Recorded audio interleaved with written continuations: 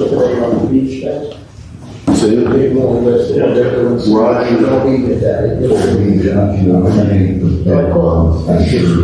we don't pay them, so we're gonna do that.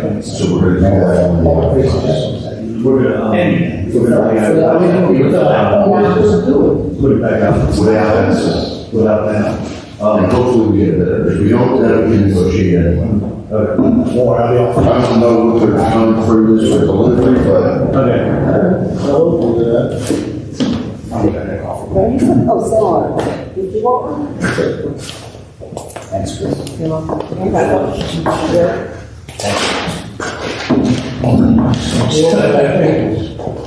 You guys should stop playing the gym in the world already. Aren't they putting less in, Mark John? he said it's done. It's done.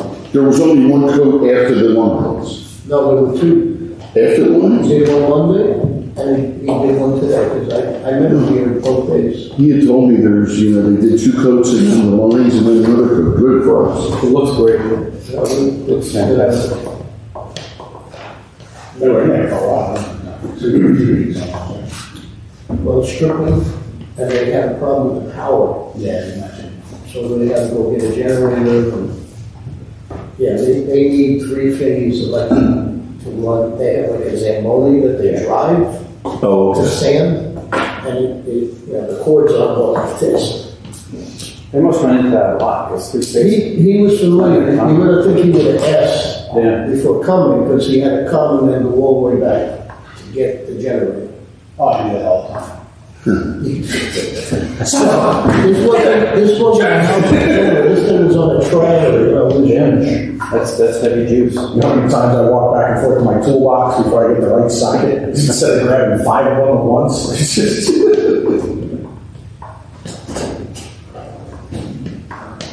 So it's been like with me and Home Depot, and helping my son fix his house up. And I have to factor in the Home Depot trips. I gotta go over, get everything going, I'm like, oh. Yeah, it's like, you realize, I don't need that, I got those problems. Are they in the And like, I go to Vegas all the time, I'll buy something, right? I know I agree.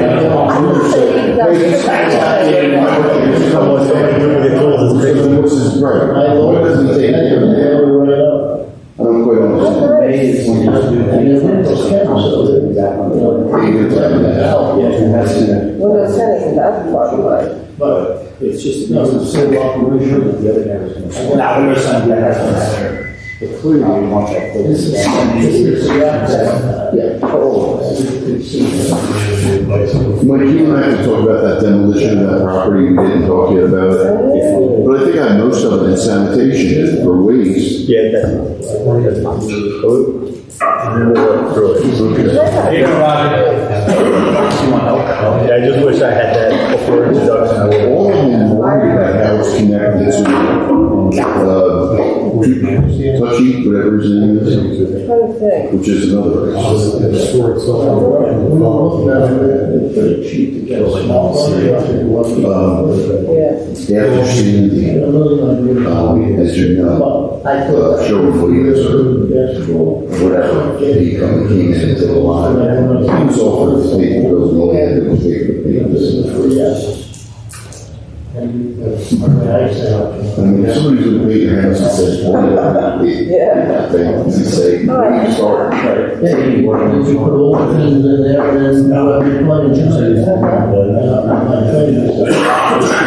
We're gonna bring that up. Yeah, I couldn't get rid of it. Nice. So we've had to go for a while. For spectators? Basketball game, going And I told you, like that, right now, I'm feeling a little lazy. No, I don't. Because that can be treated a little bit.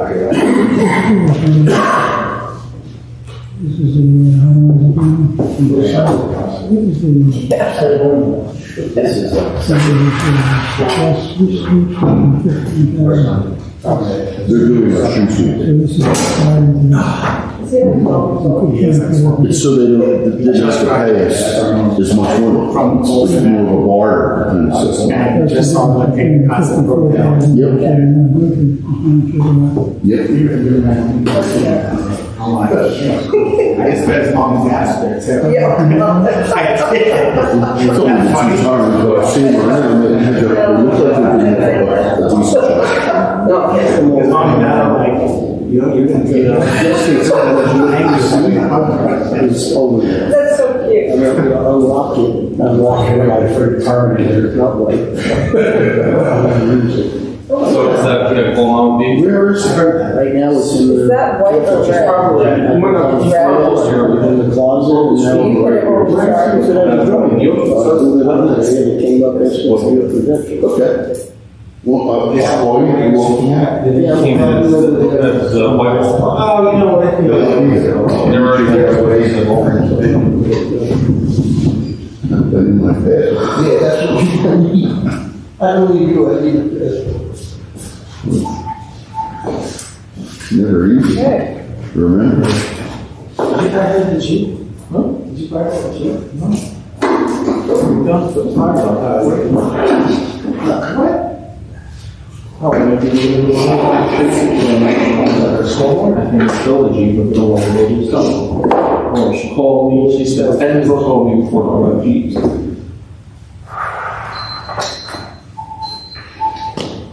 Actually, our scoreboard? I know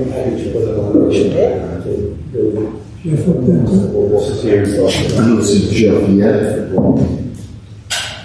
Who's B? Is it you? That's no one.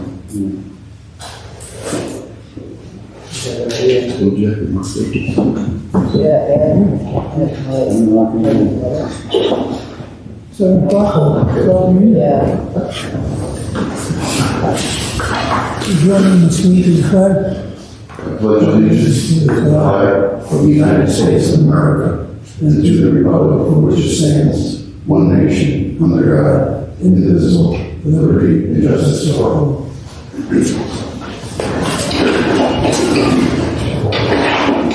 Good evening, everyone. Councilman Keel, I'm sitting in for the mayor, I'm unable to be here on vacation.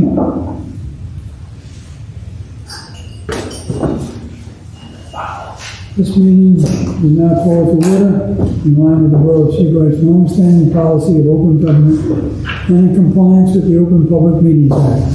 I wish to advise you that adequate notice of this regularly scheduled meeting was sent to the Asbury Park Press and other local newspapers on January 10, 2022. In each instance, the date, time, and location of this meeting were provided in the notice. This meeting is open to the public. The roll call, Councilman Biden, Here. Councilman Gozo, Here. Councilman Booker, Here. Councilman Catalano, Here. Councilman Q, I'm here, and Councilman Lamy. Here. And this time open for remarks from the audience. Anyone in the audience? Yes, Councilman. Murphy Anderson, 8 Center Street. I'll be quick, I got the good and the ugly. We updated the Seabright Life stickers for the iPhone. The Android sticker pack it's in approval. I don't know how long they usually take, like 2 weeks. But please use the message stickers on your phones, devices, encourage kids to use them to help support the businesses in town. I think we've got every business and most of the beach clubs now. So that's that. And this, I hate going back over old stuff, but I was reading this, an old article from the Two River Times, and this is a quote of Dina Long's mayor at the time. Mayor Dina Long declined to comment directly on a suit upon advice of the lawyer. The one thing I would say, she said, is it's unfortunate that Mr. Bonfiglio chose to bring a lawsuit that's going to cost our taxpayers when he could have initiated conversation. I love this, guys, because the first thing that you guys did to us at 8 Center Street was initiate a lawsuit, join in a lawsuit against us before initiating any conversation or trying to help us, or even really recognizing the fact that you guys were in the wrong. And what was going on, you followed the advice of the professionals, the lawyer, the architect, and the engineering firm. They were all lying and taking you, just right out to the ocean with them. So I just find it hilarious that the mayor quoted that. I guess 2017, thank you. Anyone else have any remarks? Anyone on video? Okay. Hi. Yes, Corey Meicher from Seabright Volleyball. I'm dialed in. I'm just joining, no remarks, just if there are any questions about the volleyball court expansion from 6 to 9 that we presented in January. It's brought to my attention that might be a topic today, so I just want to let you know on the call if anyone has any questions. Well, Corey, I think we're gonna have to talk in greater detail about that. I'll talk to council, and then I'll, before we start using the additional courts, we will, sit down and discuss it. Okay. What was the, I didn't catch what you said. Corey has the volleyball. They came and asked for 3 additional courts some time ago. You folks, at my reading of the minutes of the meeting that Chris gave me, said, well, let's go talk to Don and the chief about the additional courts and what it may encompass. Don wrote us a memo yesterday and said he doesn't see a problem with it, but I think we need to talk a little bit more about it before you ultimately approve it, would be my recommendation. Okay, because they've already put the 9 courts in. I understand that. Okay. No one knew about that. I thought they were already approved. No, they were not. All right. So we'll talk about it at the next meeting. Okay. It's up to you. Is that, can you be hanging that long? Corey, when does the league start? It starts June 7th, and so, following that January meeting, I thought that it was up to Don and Sean Thomas, and so then we all talked and, figured it out, and that's why we started the construction this past weekend. So it's just the posts that are in right now. Our plan was to install the nets sometime early to mid-May. That's just customary. We always try to do it a couple weeks early in case there's an issue. So that's what our timeline was. But of course, we'll wait for further approval before doing anything else. Yeah, I would say we'll just look to do a quick turn on any discussion. Yeah, when's our next council workshop? The next workshop is on the 12th of May. 12th of May? Wow, okay. When's our next meeting? May 3rd. The 3rd of May. All right, so we got to come up with a solution by the 3rd then. I think, So I think it'll be easily resolved. yeah, each committee can probably resolve it with the DPW guys and just make sure they're all set up and ready to go. And as long as Don's okay with it, then sound good? we'll approve it for next meeting, I guess, right? Yeah. Chris has a resolution ready. Yeah, okay. Thanks, Corey. Okay, thank you guys. Should get back to you on May 3rd. Yeah, we'll have an answer for you May 3rd, so. Okay, all right, that works. Thank you guys. Any other comments or remarks? We can move on to the consent agenda. Anyone like to make a motion?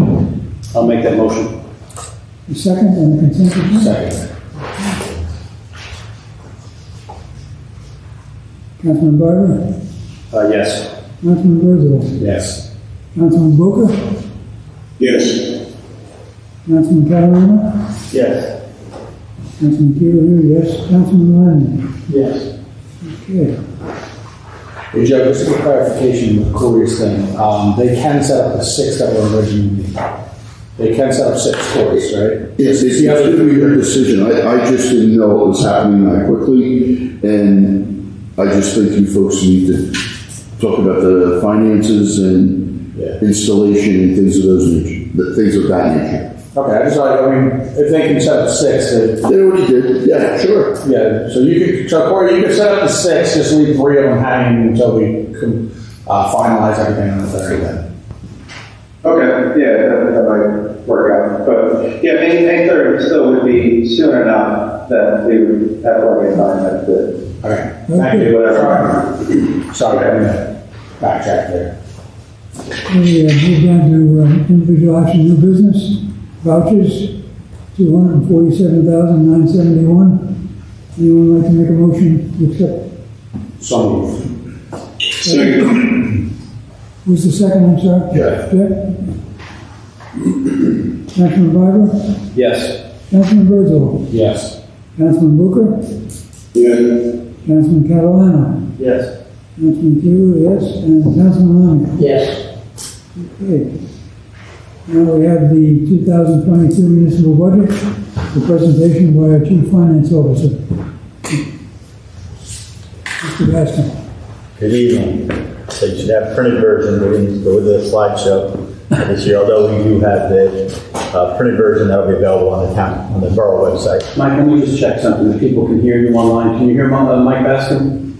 We can. Okay, thank you. Very good, thank you. Very good.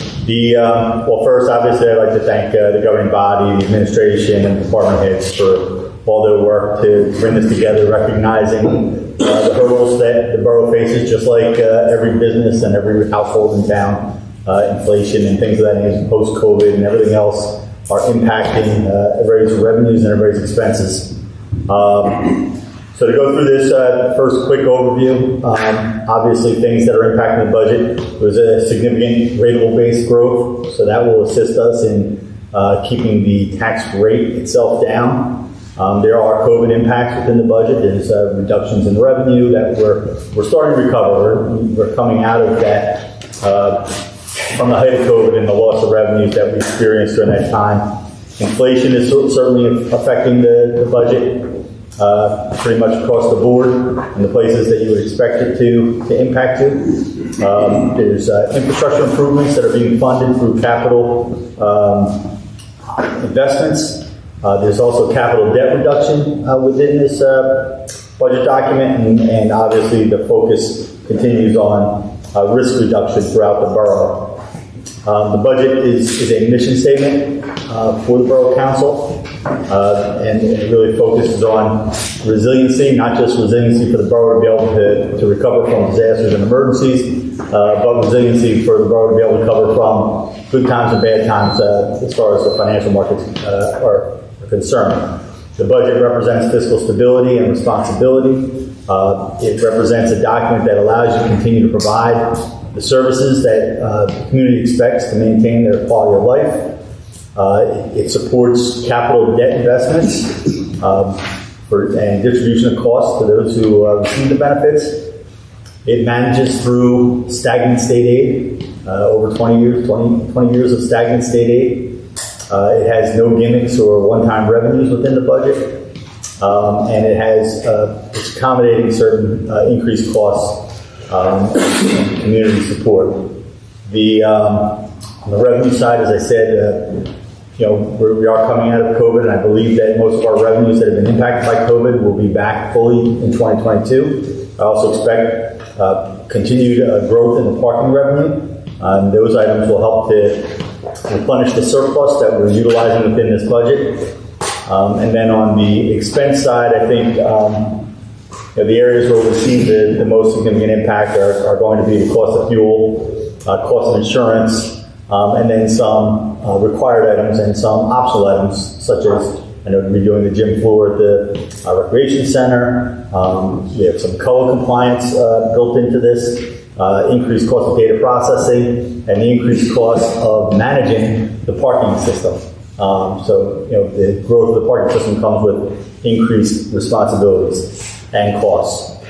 The overview of the tax impacts, the overall amount to be raised by taxation is up 3.8% compared to last year. Taxable value in the borough is up 18%. The total tax levy increase is up roughly 1.5%, $180,000. The tax rate will decrease from 54.8 cents to 50.2 cents, which is about an 8.5% reduction in the tax rate. The next page has a chart which basically shows the rateable growth within the borough over the last 10 years, 12 years. As you can see, it's been significant since the implementation, since two things, obviously, real estate boom, and certainly the new method for maintaining the most current values. We'll call it the assessment demonstration project within Monmouth County, but maintaining the borough's assessments at a very close ratio to the actual value. So that has also driven up values or the tax base.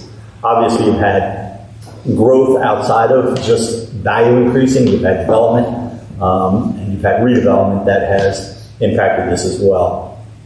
Next page is a budget and tax comparison. So you can see the 2022 budget is $7,023,308.65 compared to last year's budget, which was $6.9 million. It's about a 1.6% increase. The 22 average tax is $3,773.16 on a house valued at $751,000. I just want to show you two comparisons underneath because you're going to face both. One is the home value that remained the same last year as it is this year, because about 40%, I believe, of your property was reassessed last year, and then it'll go in 20% increments going forward. So about 60% of the community was not revalued. So 60% of the community will have values very similar to what they had last year. So in those cases, you have a home value of $700,000 that maintained its value. They will see a decrease in tax as a result of a reduction in tax rate of roughly $321 for the year on a $700,000 valued home. Then you have the home that increased at a rate comparable to the average increase. So last year's average home was $673,000. This year's average home is $751,000. In that case, they will see an increase of $83 for the year on the overall taxes as a result of this tax rate. So you will have properties that fall within those ranges from larger decreases to average decreases, all the way up to average increases and larger increases based upon how their values have changed from year to year. Next page is basically a percent change in municipal budget appropriations. And obviously, you see the impacts of Sandy, where the growth of the budget was extraordinary as a result of all the grant funding that ran through the budget. And then you see the recovery from Sandy. And then you see basically these last several years since 2018 where the budget has maintained relative stability. Last year there was a bump up mainly because of the new debt service, where you started paying off all the bonds that were issued in connection with Sandy. But generally, you've maintained a pretty strong flat growth in budget appropriations. Plus the COVID problem too. COVID has impacted you most recently, so you had that 2001 and 2002. So last year you had the combination, some COVID-related costs and reduction in revenues, and then you had the new debt service. So those are the things that drove last year. This year you see it's about 1.6%. There are regulatory impacts within the budget, but all things that we have managed is the appropriation cap, the levy cap, which we're compliant with both. Pension contributions have increased. State aid has gone nowhere. Beyond this, these items will continue to impact us. And then, of course, this is the municipal budget we're talking about, but school taxes are always the overwhelming impact or the main focus of the property tax system here. So that's something that, even though we're dealing specifically with the municipal budget, school budget is something that we always have to keep in mind when we're managing our budget. Just one question on state aid. It's sort of a zero factor right now. So if you go to the next chart, you'll see the blue line is the amount of state aid we receive each year going back to 2001. And you'll see from 2009 to present, the dollar amount has not changed at all. The red line is the amount that the state is supposed to be paying us statutorily. So you can see the difference between what we receive and what we're supposed to receive is significant. This year it's $200,000 by itself. But cumulatively, since the state refrained from or found different options to claim they're providing us our aid, they've shorted the borough about almost $2.5 million. There is legislation that passed the Senate unanimously. I believe you had a resolution on last meeting to support legislation that would restore the state aid back to the mandatory amounts. I believe that will bring us back to the amount that we received in 2001. I do not believe that it will bring us to the amount that we're actually due, but it would be help. Anything would be of some help. But correct. I'm just curious, if it's mandatory, how do they tiptoe around that one? How does the state say that? How does the state say that 50 cents of every ticket's going to go to municipal aid, and then take that money and put it in their surplus and use it however they want? unless it's in the Constitution, they pretty much can bend it. So, It's good to be a king. so then, the next chart is really the state aid as a percentage of overall revenue. As you can see, it's dwindled, back in the day, it was close to 6% of total revenue, about less than half of that now. The next analysis is basically just the tax levy cap calculation. And basically all this shows you is that we could have increased taxes just using this year without implementing the levy bank, which we have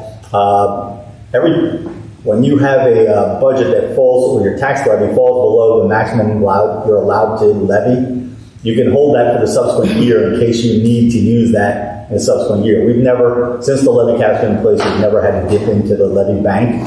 And then it retires, so you have 1 year backwards you can use. If you don't use it, it's retired, and you can only use the next year's. So we didn't have to use anywhere below the levy cap again, and $428,000 remains in our levy bank, or that'll retire from our levy bank going forward.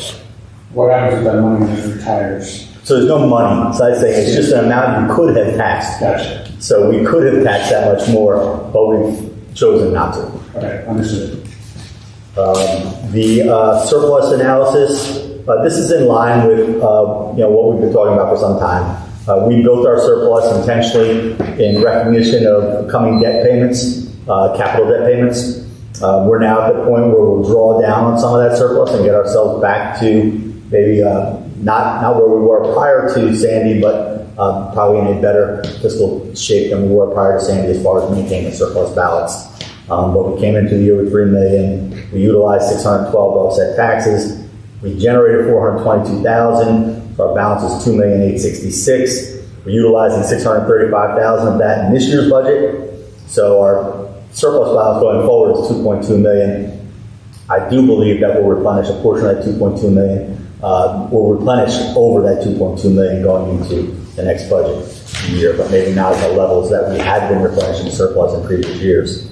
The next one is basically shows the surplus history, and I just, for the sake of understanding this, the red line is basically the amount of surplus that we use each year to offset taxes. You can see it stays about the same, going back to about 2014. It's been relatively stagnant since Sandy. So really, once we got through the 2012-13 budgets, around 14, we basically stabilized with how much we utilized. The green line is the amount that we reserve after we've utilized a portion of the fund balance. So you can see that has increased substantially over these past couple of years. And then the blue line is basically adding the two together. It's basically where we end in the surplus of where we are, and then deducting out the two lines below it. So we will continue a slight downward trend. I don't believe we'll end up back where we were between 04 and 11, although that was a healthy situation. 04 to 11 were pretty good. I think we'll have a similar range, but it'll be set a little bit higher on the scale. So I believe we'll be in that situation where we're maintaining our surplus, and we're using maybe 40 or 50% of it each year to offset taxes, and replenishing that 40 or 50% each year. So I believe that's where we're headed back. That's where we're trending. So. Next one is the tax collection rates, which are a big part of our generating surplus. As you can see, we had a very good tax collection rate again last year. That's just very important going forward. The next slides are relatively simple. It's just reiterating once again, we didn't have to do anything drastic in this budget. There's no deferral of pension costs. There's no deferral of school taxes. There's no cap waivers needed. We're not issuing debt to cover our costs. There's no extraordinary aid requests, nothing. So this is just a true budget, as your budget has been, maybe since 2 years after Sandy, and maybe for the 15 years prior to Sandy.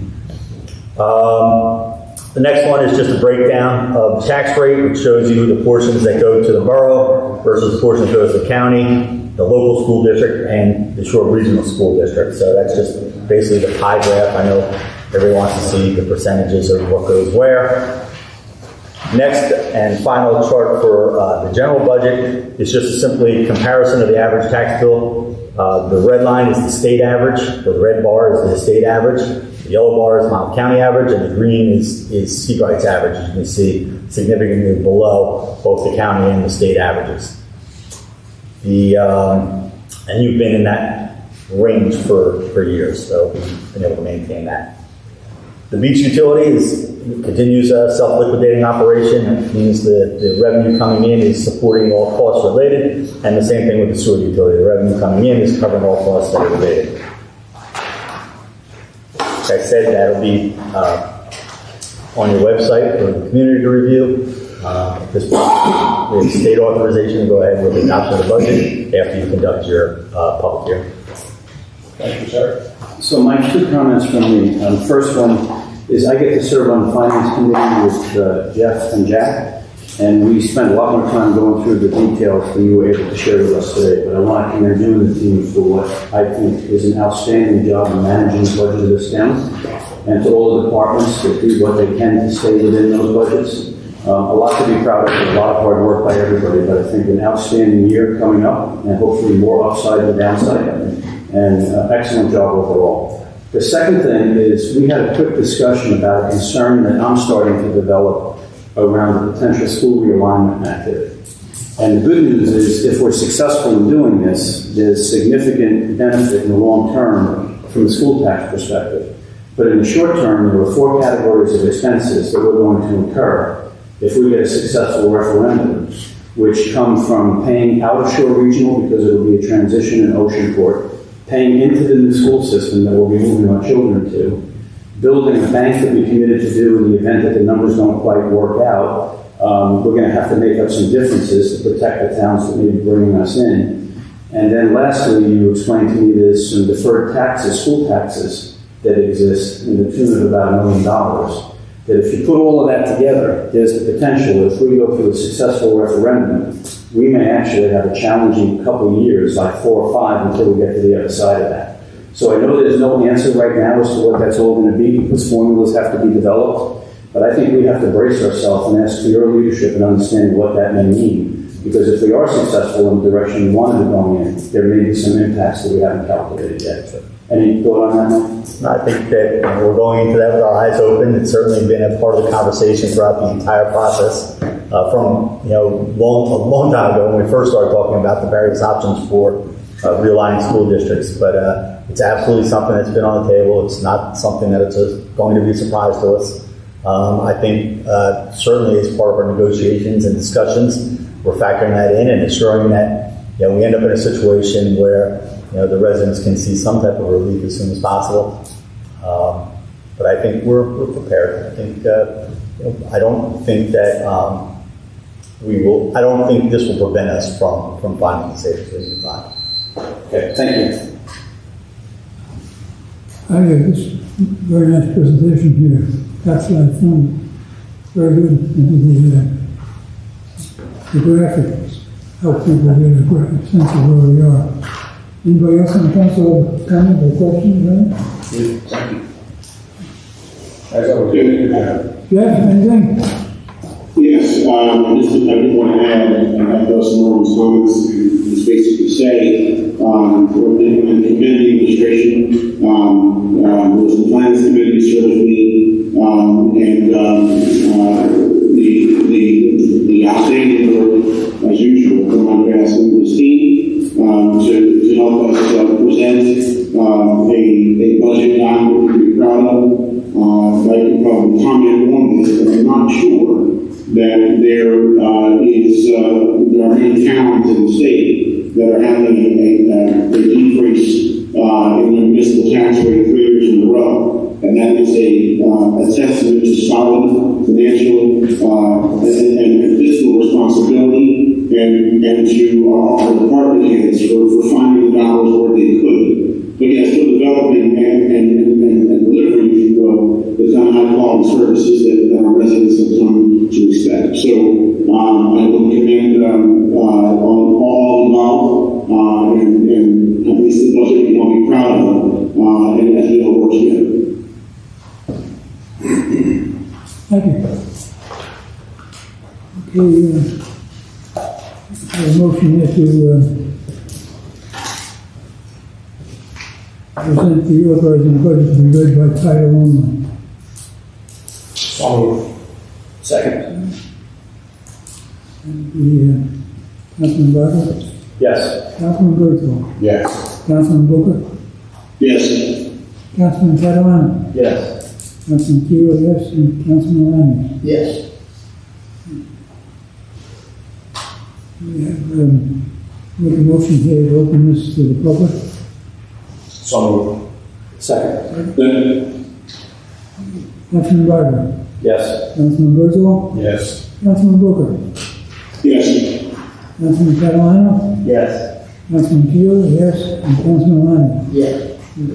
Okay. Anyone in the public have questions on the budget as presented?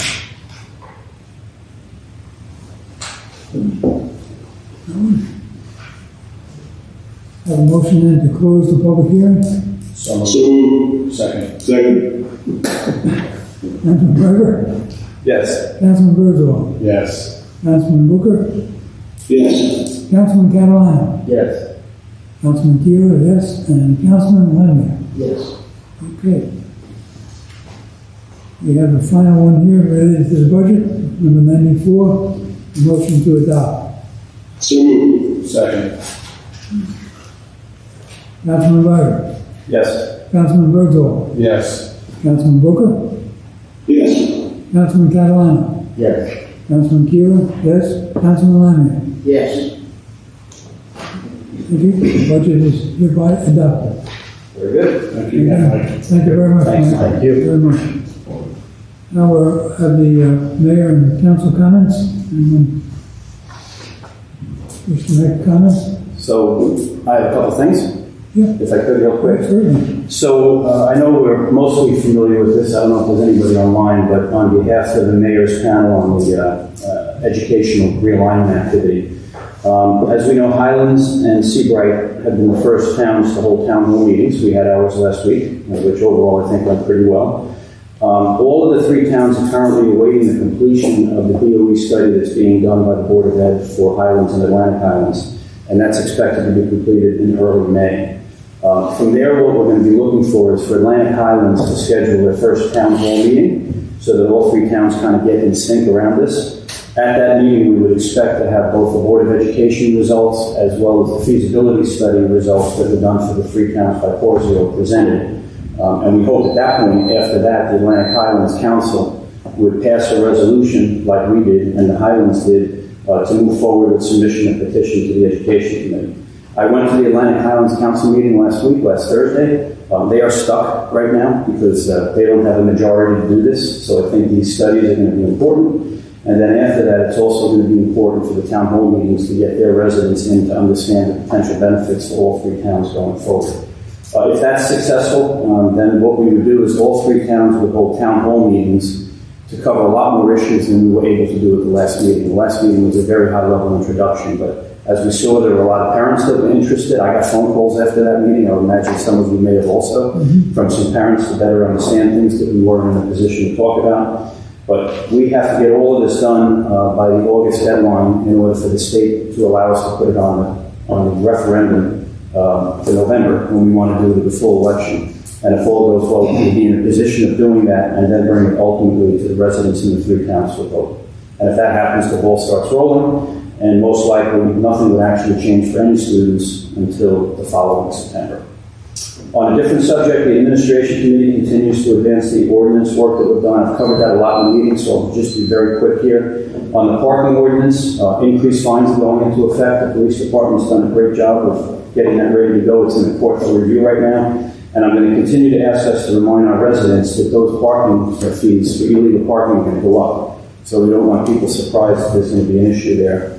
On the bulkhead ordinance, we have a new written one, as we know. It's in works. We're going to review how we're going to roll it out. There are 27 impacted properties. We want to make sure we roll that out in an appropriate way. And on the last one, short-term rental, we're finalizing a new ordinance around that. We'll bring that back for multiple reviews with the council. And we're not looking to have that done until 2023. So that's a 2022 activity that will roll out sometime next year. And that's it. Anyone else? DPW progress. I'll talk about recreation and library a little bit. On recreation, the gym floor has been totally resurfaced, and I believe today they put the last coat of poly on it, it looks great. They really did a great job. So there's a pickleball, 2 pickleball courts and a full court basketball. It's not NBA size, but it's pretty it's been a long time coming. We're still working on other enhancements to the building, I hope. I'd like to put some electronic locks there, and the face of the building could use some improvement, so we're hoping that we can look forward to that. Then we'll build a recreation program. I'm hoping to do a youth program during the day or after school, and an adult program in the evenings. Could use some help, volunteers, anybody that's interested in recreation, have some background in putting together a program. We'll get with Don and see what we can work out and what we can make available. In the meantime, I've talked to Corey, and hopefully give me some guidance and information of how he does the volleyball and how we might. And I also talked to the squash club of how they let their members come and go.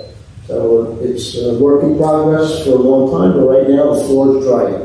That's what I'll say. It looks great. So it looks like glass. On the library, we're going to have 2 opportunities in the library soon. So if anybody's interested in working at the library, get a hold of our hall or get a hold of me and we'll start the process. Still working on the sea breeze, hope to get that out shortly. I did, Joe, just to look at the numbers, I did talk to our vendor, and they sent me a price of what they would put it together and mail it to every postal resident. So I'll cover that with you tomorrow, and we'll see if that makes sense to do. I'd like to make it available electronically going forward and get into the new age. I also spoke to a gentleman from the North Beach this morning who would like to participate in improving the website. In his words, we're 1992. The PR committee agrees that it needs some improvements, and I think I'll put a meeting together with them and Canvas, and we'll look at what can we do in the short run, and then talk to our vendor and see what can they do to make that less busy. That's what I hear most of the time. It's so busy that it's hard to extract. I want to thank Public Works for all the efforts, everything I've asked them for to help tonight on top of the date as well. And we have 2 kiosks in town that were from the businesses. Right now, the big kiosk, which is 4x7, is out with the little cabana things out on the beach. We're hoping to put it over by the front of this building where you walk onto the beach. Right now I have a QR code that if you scan it, it'll take you to the Seabright website. And we hope to be able to put some business advertisement there as well. And we're looking to move the other one that's over by the old North Hall and find a better place for that to make it more usable. And that's it. Just had a question. Have you had any adult people talk to you? Used to have adults playing basketball. Well, a lot of people, when Cub Scouts were in, were interested. They didn't even know there was a gym inside that building. So they wanted to know how did they get in there. A lot of pickleball players tell me how great it would be. So now we have an outdoor court, but this is indoor. But it needs some attention. First of all, I don't know pickleball. I started reading about it to see what the rules are and what have you. But it needs, we actually, former Councilman Rulli brought in someone from the Rumson Pickleball Association, and he gave us advice on how to do the gym and how to set it up. And Charlie called me over the weekend. We want to make sure the bathrooms are open for the sunrise sermon from his church. And he said, "Is it time now? Is it, are we ready to go get a net and all the whatever paraphernalia you need to play pickleball?" So we'll start to work on that. Right now it's drying. And I have some volunteers and want to help put something together, we'll get it done and figure out how do you make this work. It may not happen this year. We may just do some events. I talked to Chris yesterday, the election is probably going to be done in there for the primary. Hopefully they have rubber wheels. And then in June, the November one as well, so we'll look to other things. The PR committee has a million ideas of what we could do in the rec center. Music, cooking classes, crafts, all kinds of things. But hopefully we can put this in service at some point in the future for the community. Very good. Anybody else? Jeff has anything. Jeff, do you have any comments? Yes, I did want to just, I see Joe there. As many folks know, Seabright is considering a potential Class 5 retail dispensary on campus. And there have been conversations ongoing, and I thought it might be appropriate, Joe. I don't know if you have any further updates from your investigation, your conversations with industry professionals and now in the House Council, as to sort of the way forward here, because I think that it's important that we have some clarity on when we would like to formally reconsider that and look at potential ordering. So, Joe, do you want to give us some update on what you've heard and found? I can, Councilman. I've been receiving some information from the professionals that we've spoken to. They're giving us some sample ordinances. They're giving us the ideas on the selection process, and I should have all of that for your next workshop in May. It's for you to discuss. I'll try to disseminate it to you before that, so if there's any questions, I can get answers to those questions. But the selection process, the zoning changes, and the ordinance regulating it will be on the next workshop. Great. Well, that's helpful because there are some towns that have gone before us, and some have done better than others. And as far as how this is being handled, we should learn from those that have gone before. So, thank you, Joe, for your work on this, and we look forward to having a conversation in the near future. Okay. We can, a couple of things, what's the one in an executive session? I do have an executive session that should only last a few minutes. Councilman. Two things also. So that's it for our regular session, and we will not be taking any action when we come back in after executive. So, all intents and purposes for the public, we need to adjourn.